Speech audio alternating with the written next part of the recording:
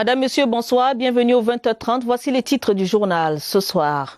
Convergence de vues, communauté d'intérêts, le Cameroun et la Guinée équatoriale renforcent les liens diplomatiques et fraternels qui les unissent.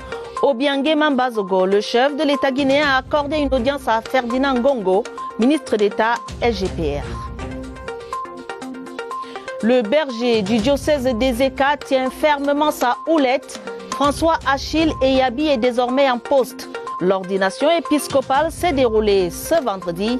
Écho dans ce journal. CHAN 2020 à quelques 7 jours du jour J, le 16 janvier prochain. Le rythme des préparatifs s'accélère. Les commissions font le point tandis que les matchs tests se multiplient. On en parle vers la fin du 20h30. C'était les titres du journal. Les détails, c'est tout de suite après ce message.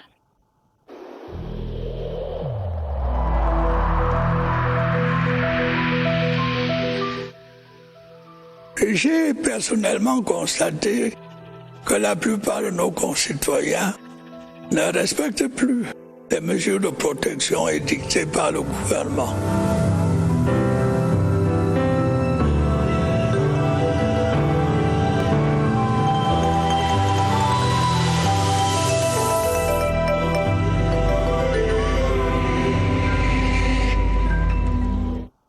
Madame, Monsieur, merci de nous recevoir chez vous. Ouvrons ce journal par ce communiqué du gouvernement que nous recevons à l'instant.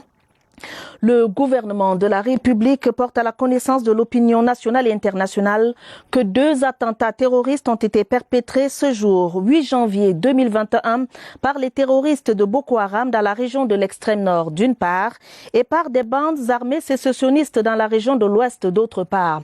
En effet, la localité de Mozogo, dans l'arrondissement du Mayo-Moskota, département du Mayo-Tchanaga, région de l'extrême nord, a subi aux environs de 0h30 une incursion d'un groupe d'individus lourdement armés relevant de la secte Boko Haram. Après avoir posé des mines à l'entrée du village Mozogo, ils ont lancé une attaque kamikaze suivie de coups de feu sur des populations civiles non armées. Le bilan de cette attaque fait état de 12 morts, dont 11 personnes parmi les populations civiles et un kamikaze, 2 blessés ainsi que de nombreux dégâts matériels. S'agissant de l'attentat terroriste perpétré par des rebelles sécessionnistes, des individus non identifiés, tout aussi munis d'armes de guerre, ont attaqué peu après 6 heures du matin, le poste de contrôle mixte de la localité Matazem dans l'arrondissement de Babadjou, département des Bamboutos, région de l'Ouest. Le bilan de cette attaque est de 6 morts, dont 4 éléments des forces nationales de défense et de sécurité et 2 morts parmi les populations civiles, 2 blessés. Le gouvernement précise qu'aussi bien pour l'attentat terroriste de Mozogo dans la région de l'extrême nord que pour celui de Matazem dans la région de l'Ouest, les blessés respectivement transportés à l'hôpital adventiste de Koza et à l'hôpital de district de Mbouda ont promptement été pris en charge. Par ailleurs, les enquêtes ont immédiatement été ouvertes par les autorités administratives locales et par les commandements territoriaux des forces camerounaises de défense et de sécurité. Le gouvernement de la République condamne fermement cette recrudescence d'actes terroristes et réaffirme aux forces nationales de défense et de sécurité l'indéfectible soutien du peuple camerounais ainsi que la très haute confiance du chef de l'État, chef des armées. Aux familles endeuillées par ces attentats, le ministre de la Communication exprime la compassion de la nation tout entière et leur transmet les sincères condoléances du président de la République, son Excellence Paul Biya. Communiqué signé ce 8 janvier 2021 du ministre de la Communication, porte-parole du gouvernement, René Emmanuel Sadine. Je vous le disais dans les titres du journal, Yaoundé-Malabo, une proximité d'intérêt et une interdépendance naturelle qui appellent des contacts fréquents. Ce fut encore le cas hier jeudi à Malabo, à la faveur d'une audience que le chef de l'État équato-guinéen a accordée à Ferdinand Ngongo, ministre d'État, secrétaire général de la présidence de la République, en qualité d'envoyé spécial du président de la République, Paul Biya, auprès de son homologue et frère, Théodoro Obiangé Mambazogo. Yves-Marc Medjo. Dans la baie de Malabo, le palais présidentiel de la République de Guinée équatoriale, appelé ici Palais du Peuple, est sur le point d'accueillir ce jeudi 7 janvier 2021 un illustre messager. C'est la toute première audience officielle accordée par Teodoro Obiangema Bazogo, président de Guinée équatoriale en cette année 2021. Et c'est Ferdinand Ngongor, ministre d'État, secrétaire général de la présidence de la République, qui a le privilège d'être ainsi reçu en qualité d'envoyé spécial du président de la République Paul Biya auprès de son homologue et frère équato-guinéen.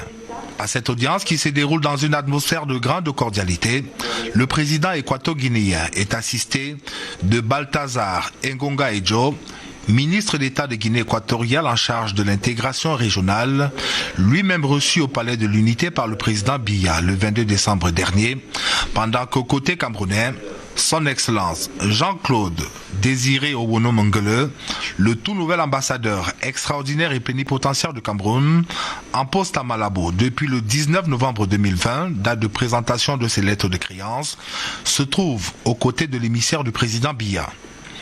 À l'issue de cette audience, l'envoyé spécial du chef de l'État camerounais sera prié par la presse de lever un pan de voile sur l'objet de sa mission en terre équato-guinéenne. Je suis venu en qualité d'envoyé spécial de son Excellence le président Paul Biya auprès de son homologue et frère le président Obiang, qui m'a fort bien reçu. Et l'objet de ma mission était de porter un message du président Paul Biya à son frère et ami, le président Obiangema, un message qui a trait au renforcement des excellentes relations de coopération qui existent entre le Cameroun et la Guinée équatoriale. C'est donc naturellement avec la satisfaction du devoir bien accompli que l'envoyé spécial du chef de l'État va quitter le palais présidentiel de Guinée équatoriale pour regagner Yaoundé. Construction du nouvel immeuble siège de l'Assemblée nationale, les travaux avancent et en matière de grosses œuvres, le coordonnateur du suivi du projet, le vice-président Théodore Datour, assure qu'il avoisine ce gros œuvre 40% pour le nouveau bâtiment. Le président de l'Auguste Chambre, Cavaillé Guédibril, est allé évaluer l'état d'avancement des travaux ce jour. Clarisse Tan. Le nouvel immeuble siège de l'Assemblée nationale, un important projet pour la coopération sino-camerounaise. C'est un projet qui est très cher au chef de l'État, son Excellence Paul Biya, qui suit personnellement son évolution. Le très honorable Cavaillé Guédibril est lui-même descendu sur le terrain pour évaluer le taux d'avancement des travaux. Au niveau de la toiture, Pour l'hémicycle. Pour l'hémicycle. Qu'adviendra-t-il de l'ancien hémicycle? Que l'ancien bâtiment reste ancien bâtiment, mais qu'on ne le bouge pas. Ça sera respecté. Tous les présidents camerounais ont prêté serment dans ce bâtiment. Évidemment, comme vous le dites, vous allez l'améliorer, l'harmoniser avec le nouveau bâtiment. Ça sera respecté. Voilà qui est dit et bien entendu. S'il n'y a pas de difficultés liées à la pluviométrie ou encore un autre changement dans l'évolution du Covid-19, nous allons le rattraper avant la fin de l'année 2021. Dans 36 mois, l'on aura fait le tour de la question. Plus de 3 millions de Camerounais en situation de double identité. Le chiffre a été révélé au cours d'un point de presse donné par Dominique Baya, secrétaire général à la Sûreté nationale, au nom du délégué général Martin Barganguélé. Les autorités policières rassurent l'opinion sur l'accélération du processus de production des CNI et des passeports et sur le caractère sécurisé de la nationalité camerounaise. La synthèse avec Philippe Roger Sama. La situation fait couler beaucoup d'encre et de salive, y compris dans les réseaux sociaux, comme pour jeter l'opprobre sur le processus de production de la carte nationale d'identité. Le système est pourtant bien en place. Et si certaines difficultés sont réelles, la raison principale reste liée au problème de double identité. Plus de 3 millions de Camerounais ayant personnellement changé des éléments de leur filiation se retrouvent en situation de double, triple, quadruple identité et autres usurpations. Cette situation préoccupante est en cours d'examen par les différentes administrations impliqués dans le processus de sécurisation de la nationalité camerounaise. Face à la presse, le secrétaire général à la Sûreté nationale soulève aussi le cas des cartes abandonnées. Plus de 245 000 cartes nationales d'identité déjà produites, ils sont en souffrance et en attente de retrait par leurs demandeurs. Tournez également la page des difficultés techniques des derniers mois. Les Camerounais dont les cartes tardent à être livrées peuvent prendre leur mal en patience. Nous avons repris la production de croisières. Nous sommes à 169 000 cartes produites au cours des 3 dernières semaines du mois de décembre. Il en est de même du nouveau passeport qui sera désormais disponible en 48 heures. Comme la CNI, il comptera parmi les plus sécurisés et les plus modernes au monde, a-t-il ajouté. Retour sur cette information importante déclinée en tout début de ce journal. 6 morts et plusieurs blessés, c'est le bilan d'une attaque perpétrée ce vendredi 8 janvier au niveau du barrage mixte de Babadjou dans les Bamboutos par des rebelles sécessionnistes. Le gouverneur de la région de l'Ouest, Awafonka Augustine, s'est rendu sur le terrain afin de s'enquérir de la situation. Des précisions avec Christelle Kémonier de CRTV Ouest. La première halte du gouverneur est à l'hôpital régional de Bafoussam. Awafonka Augustine s'est rendu au chevet des blessés de cette attaque. Selon le personnel de santé, ces rescapés sont hors de danger. Outre les blessés, l'attaque a fait 6 victimes qui sont mortes sur le champ. Au niveau de notre barrage mixte limitrophe avec Matazone, arrondissement de Santa, dans la région du Nord-Ouest, ont été attaqués probablement par des forces séparatistes. Au niveau de ces points, nous avons enregistré comme bilan. Il y a 3 gendarmes qui sont décédés, un policier qui est décédé, ainsi que 2 civils. Nous avons dit 2 policiers qui sont en ce moment en train d'être soignés au niveau de l'hôpital régional de Bafoussam, ainsi que d'autres gendarmes dans des autres hôpitaux. La caravane se rendra par la suite dans le département des Bamboutos, au commissariat de sécurité publique de Mbouda, comme à la brigade de gendarmerie de Babadjou. Le gouverneur de l'Ouest a boosté le moral des forces de défense, les a encouragés à poursuivre leur travail avec vigilance, de même qu'il leur a aussi demandé de travailler en synergie. Après des échanges entre le patron de la région et les forces de défense, il a été décidé que quelques réaménagements doivent être faits pour une protection plus optimale des forces de l'ordre et des civils. Pensées émues pour les familles endeuillées. Des récompenses au bout du travail, des officiers supérieurs et des sous-officiers de l'armée et de la gendarmerie ont reçu des médailles à Bamenda au titre de la fête du 20 mai dernier. C'était au cours d'une cérémonie présidée par le gouverneur de la région du Nord-Ouest, Adolphe Lélé-L'Afrique. Des précisions avec Laurent Chissoukbé de CRTV Nord-Ouest. Ils font partie de ceux qui ont eu le mérite de bénéficier de la confiance du chef de l'État, chef des armées. Le général de brigade Divine Ekongwese en première ligne. Le patron de la 5e région de gendarmerie est élevé au rang de l'officier de l'ordre de la valeur.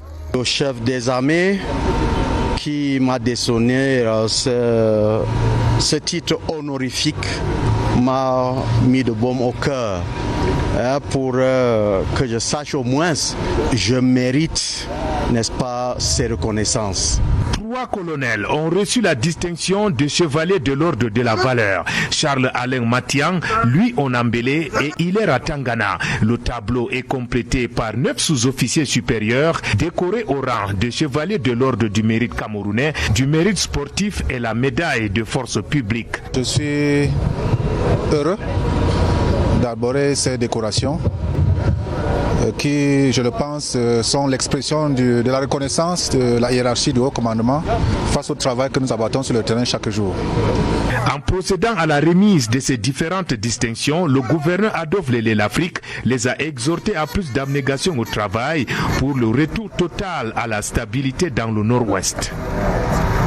Le ministre de la Jeunesse et de l'Éducation civique a reçu en audience ce vendredi l'ambassadeur du projet Youth Connect Cameroun et premier Camerounais à intégrer la General Atomics aux États-Unis d'Amérique. Mounouna Futsu et Tema Biwole Arsène Stéphane ont échangé sur le chronogramme des activités du jeune ingénieur nucléaire. Je vous propose d'écouter Tema Biwole Arsène au sortir de l'audience dans cet extrait sélectionné par Étienne Pascal Azegue.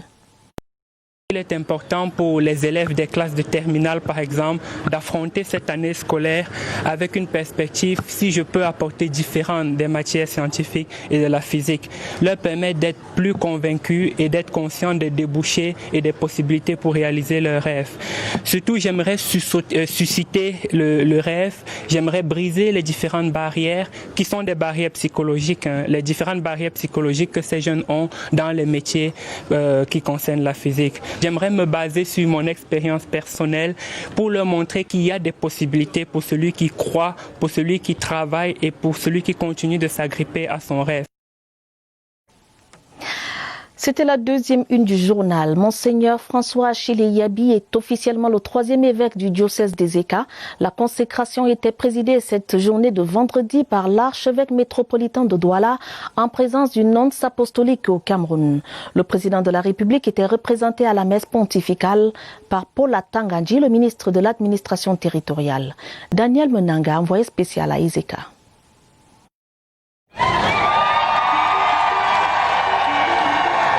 La consécration après plus de 30 années de prêtrise. Monseigneur François Achille Yabi fait 3e chef de l'église au diocèse des Eka. Avec l'onction du nonce apostolique au Cameroun et en Guinée équatoriale, Monseigneur Julio Mourat, de l'archevêque métropolitain de Douala, Monseigneur Cléda, et du grand collège des évêques et des prêtres de la Sanaga maritime et d'ailleurs.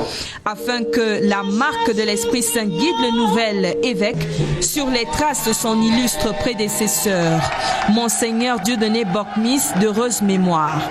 Ainsi s'achève près de 29 mois de transition, bien menée par Monseigneur Émile Martin Dibongé, à la tête du diocèse des Eka.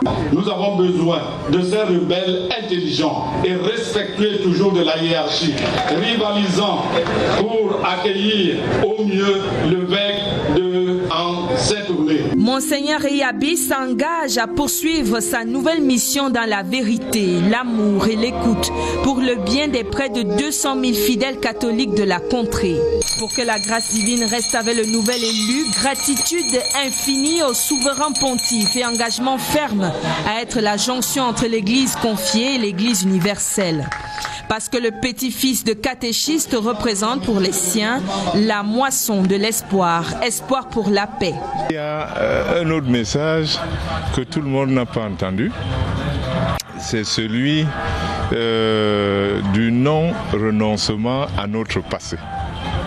Je crois que c'est un message qui est très important au moment où certains pensent qu'on pourrait opposer la religion à ce que nous appelons le mbok, c'est-à-dire à la tradition.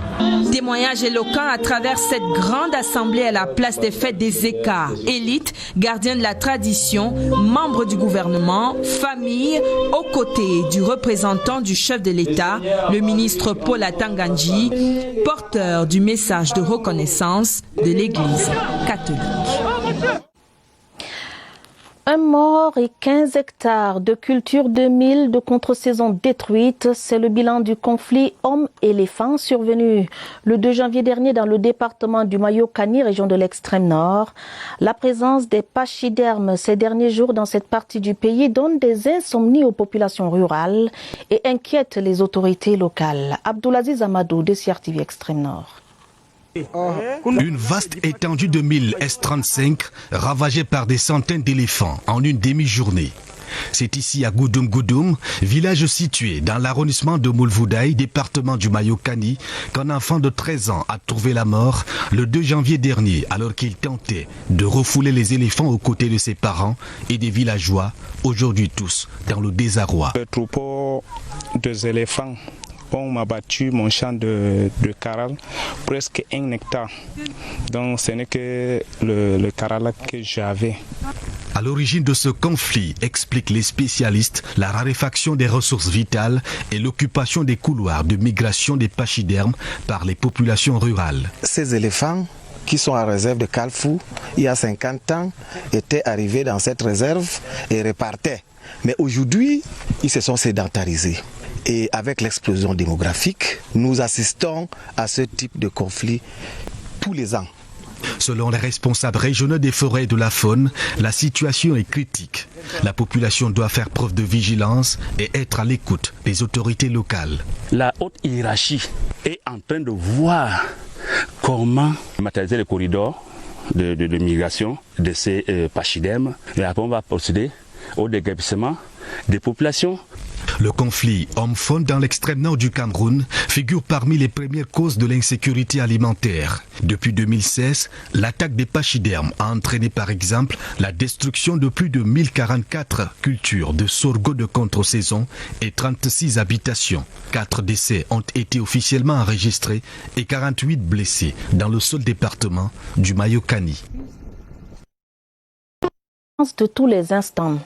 Réunis depuis près d'une dizaine d'années autour d'une association caritative dénommée les Mariannes, les dames de l'ambassade de France au Cameroun ont communié autour d'un concert musical hier au Hilton Hotel de Yaoundé. C'était en présence de plusieurs invités spéciaux, dont l'ambassadeur de France au Cameroun, Christophe Guilou. Le reportage de William Badier. Depuis cette année environ, les femmes employées à l'ambassade de France au Cameroun sont réunies autour d'une association caritative. L'association des Mariannes est une association camerounaise et qui dépend de l'ambassade de France ici au Cameroun. Et Marianne, comme vous savez, c'est le symbole de la France, c'est ce qui incarne l'âme française. Et donc si ça a été choisi pour symboliser cette association, c'est parce qu'elle incarne la solidarité, la générosité et le partage.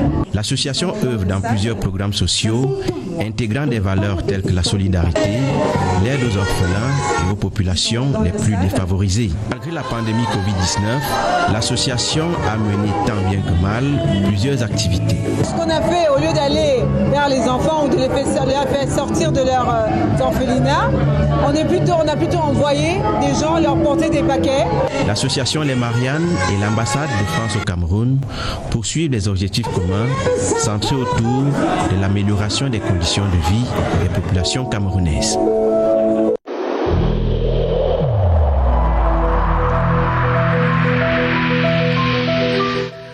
Je vous exhorte de nouveau à porter vos masques, à vous laver régulièrement les mains et à faire appel à un médecin ou à tout autre personnel de santé au cas où des symptômes apparaissent.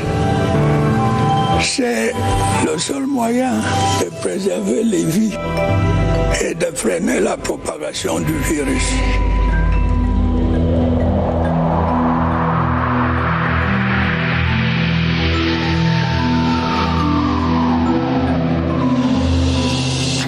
Lutte contre le coronavirus, les chiffres sont en mouvement de progression. Selon les spécialistes, il s'agit de l'impact du relâchement des mesures barrières pendant les fêtes de fin d'année. Allons en savoir davantage avec Évariste Yenga en direct du centre des opérations d'urgence. Bonsoir Évariste, que doit-on retenir ce soir ? Bonsoir, coup d'œil sur les données de la riposte ce soir. La suite du travail a commencé en début de semaine. Je reçois pour cela le gestionnaire des données ici au centre des opérations d'urgence de santé publique, Christian Mangué. Bonsoir. Bonsoir, Évariste. Merci d'avoir accepté cette invitation. Quand on observe le taux de létalité, on observe les cas positifs, les cas guéris, après les fêtes, l'augmentation, c'est de quel côté? Eh bien, merci pour cette question. L'augmentation, déjà, il faut préciser que l'augmentation, c'est sur la tranche d'âge entre 30 ans et 59 ans. Donc, c'est la tranche d'âge la plus infectée. Et c'est également la tranche d'âge qui connaît le plus grand nombre de comorbidités également. Donc c'est la particularité du Cameroun. Donc on a souvent tendance à croire que c'est comme dans le monde entier où c'est les personnes de plus de 60 ans. Mais au Cameroun, la tranche d'âge, c'est vraiment celle-là entre 30 et 59 ans. C'est-à-dire que des personnes qui ont été exposées en raison des faits à la contamination, c'est ce qui explique ce relèvement des contaminations. Mais en même temps, le personnel a continué de travailler. Au niveau des guérisons, qu'est-ce qui s'est passé ? Au niveau des guérisons, comme nous avons la plupart des cas qui sont symptomatiques, légers et asymptomatiques, ça fait que la guérison également est plus rapide. Nous avons une constance en termes de guérison, toujours avec un taux assez élevé de guérison dû au fait que nous avons de moins en moins de cas sévères.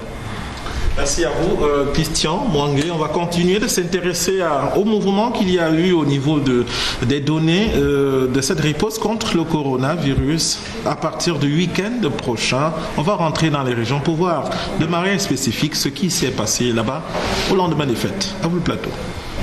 Merci Évariste Yenga, merci également à votre invité. Merci de suivre toutes ces actualités de très près.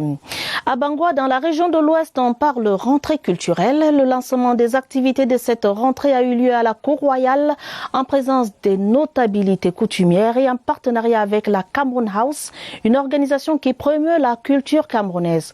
Poli Wafo de CRTV Ouest. À la Cour royale, métamorphosée en une galerie d'art, sont exposés des chefs-d'œuvre séculaires qui disent long sur le mode de vie ancestral du royaume qui date du XVIe siècle. Les invités ont eu droit à des représentations théâtrales jouées par les détenteurs des savoirs immatériels, parodie d'une scène de Kadi, démonstration guerrière pour ne citer que ces exemples-là. Une richesse culturelle qui sera dévoilée lors de la commémoration du 20e anniversaire de la mort du précédent roi des Bangoua en avril 2021. Et des événements nous attendent au courant de cette année 2021, à savoir la commémoration des 20 ans de décès de notre papa, Sa Majesté Tchatchouan Wanton Paul, avec en toile de fond le 20e anniversaire de mon règne. Toujours à cette occasion, le public découvrira le musée de la chaufferie Bangoua qui regorge des objets d'art datant de plusieurs siècles.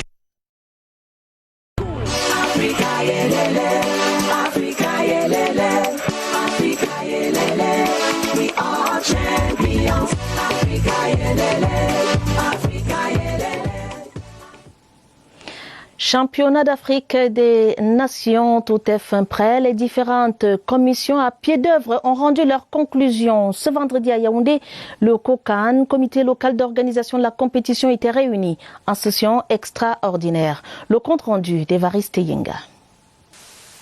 La symphonie est prête, celle des préparatifs du Chan 2020. Il ne reste plus qu'à la mettre en musique. Satisfaction au regard des évaluations qui ont été faites. Des évaluations de chacune des commissions du COCAN. Les copies rendues sont quasi identiques au cahier de charges de départ. Seul réajustement majeur, l'adaptation au contexte sanitaire Covid. Le public devra se soumettre aussi. Nous voulons en appeler au respect strict de ces exigences, de ces impératifs, qui intègrent la nécessaire possession d'un billet d'accès au stade indiquant la place, l'occupation de la place indiquée dans le billet et surtout l'impératif du port de masque. Les gouverneurs de région, ici présidents de comité de site du tournoi, ont dressé le bilan des préparatifs. C'était les dernières évaluations avant le début du Chan, le 16 janvier prochain. Et dans la même veine, des journalistes sportifs sont à l'école du commentaire de matchs de football par Canal+. 3 jours durant, ils ont amélioré leurs connaissances avec des tests pratiques en direct sur les antennes de CRTV Sport. Ceci en vue de mieux préparer le championnat d'Afrique des Nations. Esther Aïmboko. Pendant 3 jours, ils se sont prêtés au jeu. Quand même, à domicile, il faut le préciser que sont les supporters de leur côté. Les journalistes sportifs de la CRTV étaient à l'école de Canal+ pour améliorer leur technique de commentaire de match et couverture audiovisuelle des matchs de compétition. Nous sortons de ce séminaire vraiment outillé en ce qui concerne le commentaire du match, en ce qui concerne les plateaux d'avant et les plateaux d'après-match. Les attestations reçues ce 8 janvier témoignent de la lourde responsabilité qui repose désormais sur les épaules des récipiendaires. On attend des journalistes que l'antenne de la CRTV soit aussi agréable que les antennes de toutes les télévisions nationales. Ma satisfaction la plus grande sera que, assis chez moi ou je ne sais pas où je serai, que je lise plutôt des commentaires encourageants et des avis de bonne facture sur le rendement et le rendu des commentaires à la CRTV. Moi, j'ai eu l'impression d'avoir affaire à des professionnels de qualité. J'ai trouvé qu'il y avait un vrai besoin de lien entre toutes les équipes et ce sera, je pense, un joli chantier pour la CRTV que de rassembler tout le monde et que tout le monde sente ce côté collectif. La balle est désormais dans le camp des journalistes de la CRTV pour servir du beau jeu médiatique lors du championnat d'Afrique des Nations imminent.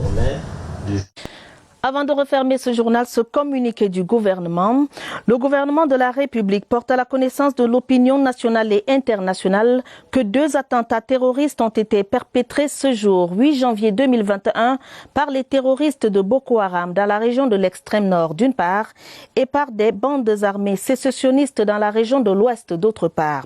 En effet, la localité de Mozogo dans l'arrondissement du Mayo-Moskota, département du Mayo-Tchanaga, région de l'extrême nord, a subi aux environs de 0h30 une incursion d'un groupe d'individus lourdement armés relevant de la secte Boko Haram. Après avoir posé des mines à l'entrée du village Mozogo, ils ont lancé une attaque kamikaze suivie de coups de feu sur des populations civiles non armées.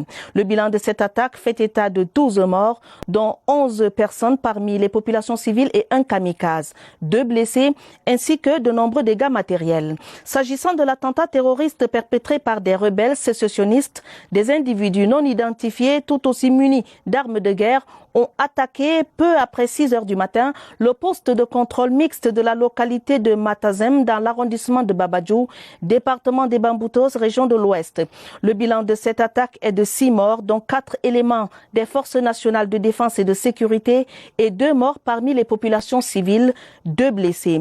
Le gouvernement précise qu'aussi bien pour l'attentat terroriste de Mozogo dans la région de l'extrême nord que pour celui de Matazem dans la région de l'Ouest, les blessés respectivement transportés à l'hôpital adventiste de Koza et à l'hôpital de district de Mbouda ont promptement été pris en charge.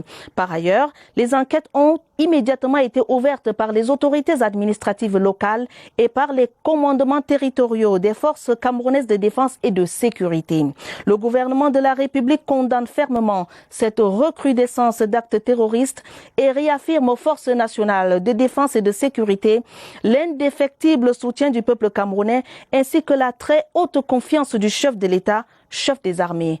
Aux familles endeuillées par ces attentats, le ministre de la Communication exprime la compassion de la nation tout entière et leur transmet les sincères condoléances du président de la République, son Excellence Paul Biya. Communiqué du gouvernement signé ce 8 janvier 2021 du ministre de la Communication, porte-parole du gouvernement, René Emmanuel Sadi. Fin du journal, préparé avec la collaboration de Rosine Manga, Mariam Mazou, Mirabel Tala et Salomé Nsama Ouna. Prochain rendez-vous avec l'information minuit. Madame, Monsieur, votre fidélité nous honore. Bonne soirée à tous.